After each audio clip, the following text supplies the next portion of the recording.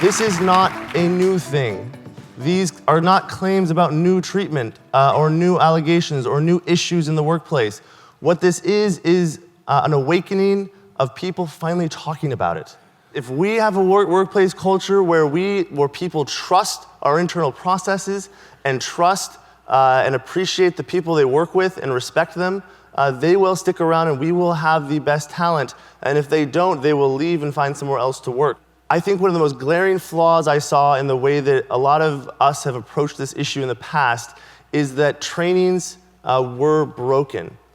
They focus on legalese. A lot of companies do them as a check the box.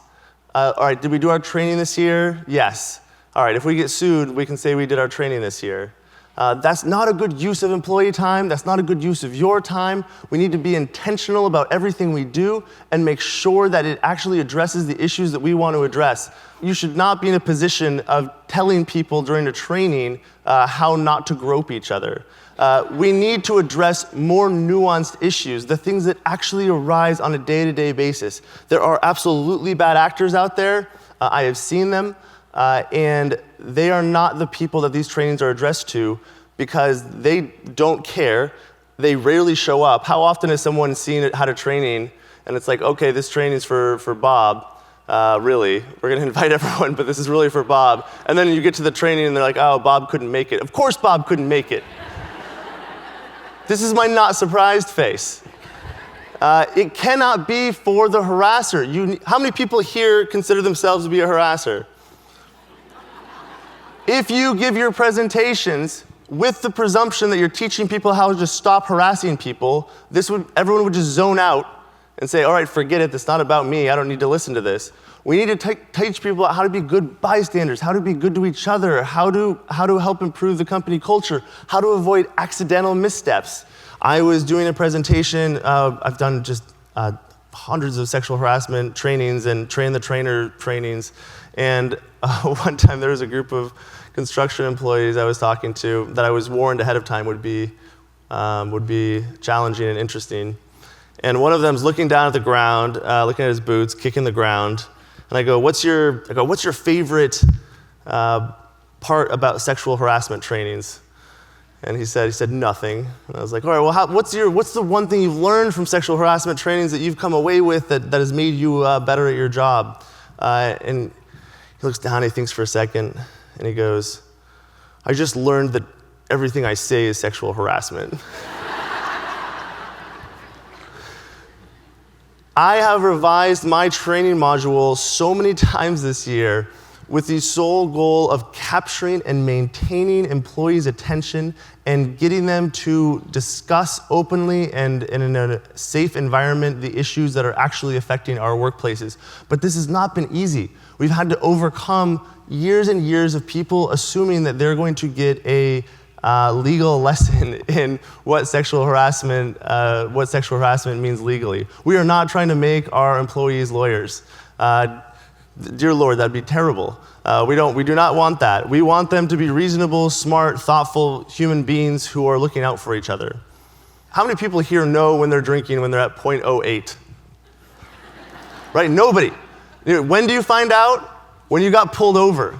All right? How many people here know exactly when something is sexual harassment or not? We just don't. Until a jury comes back with a verdict, you just don't. Now, don't get me wrong. I know if someone's tequila wasted, I know that they're going to fail that test. I know the Harvey Weinstein's out there. I know that that's obviously, assault and terrible and whatnot. I know that, so I'm not arguing that. There's also the kind of the one beer standard, and that's what we have to be looking out for. We have to be looking out for the people who are maybe like tipsy and getting their way up there. The one beer standard story I had was a manager who, when he saw a pretty woman walk by in front of his employees, he did this. He goes, dang. That's weird. It's just super weird. Is that the legal definition of sexual harassment? Probably not. No, but it's weird. And if that's one beer, you stack enough of those beers on top of each other, and you might have sexual harassment. Yeah, you might be drunk, but we need to have our standard be not the baseline.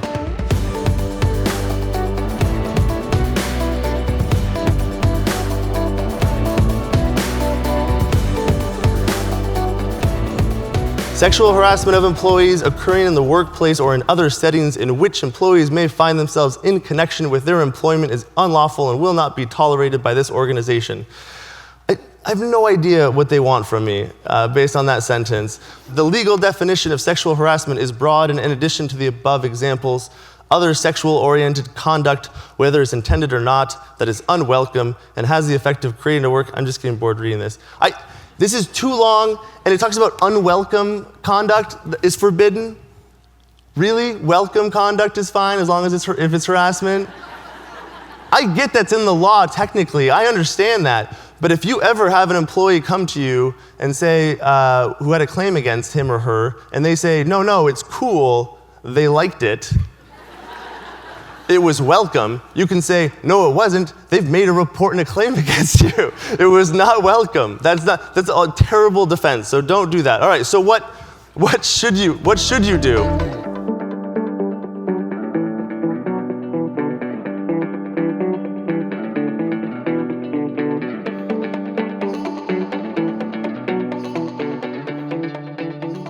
The presentation that I've been giving was inspired by that construction worker a while back. It's called Everything You Say is Sexual Harassment and 9 Other Myths. It's a module that I've updated frequently, constantly. It has lots of examples, lots of videos, interactions. There's a raffle in it. We make it interesting. We make people engaged. I highly encourage you to do the same thing at your workplaces. If you happen to need or be interested in bringing someone in from the outside, I might know somebody.